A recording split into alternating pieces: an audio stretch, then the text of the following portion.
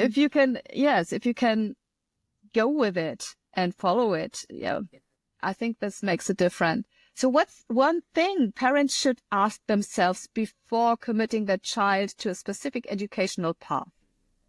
Ooh, that's a really good question. Wow. Because they have to decide, right?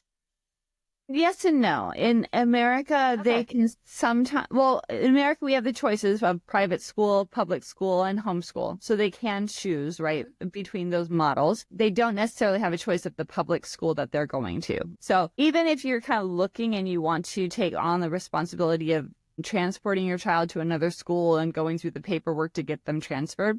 So let's start there. If you're going to go to a public school, but not the regular public school that is just down the street, right? You want to choose. Then two things I would really want you to do is make sure that you go tour the school, check it out, see the feel, the vibe of the school, right? And then also talk to the parents at the school. Because believe it or not, we have something called PTA, Parent Teacher Association.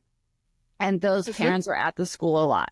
So if you go and talk to those parents, they'll tell you which teachers are awesome, which teachers are kind of avoid, how depending on what the administration handles upset or chaos in the school kind of thing. So make sure you're checking in with those kinds of things when you're choosing. And in America, lots of times when we're choosing our houses, that's one of the questions we ask our real estate agent, the people who help us buy houses, is that what is a good school in our area?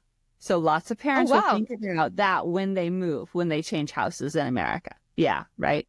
So then if you were going to go to a private school, basically the same thing, how will the administration handle things that might go wrong or are challenging? What are the teachers like? What do the parents think of the school? Those are super huge. Now, if we get to the last one, to homeschool, if you have that choice and that option, you really need to ask yourself, am I willing to be the empowered teacher, the empowered parent, right?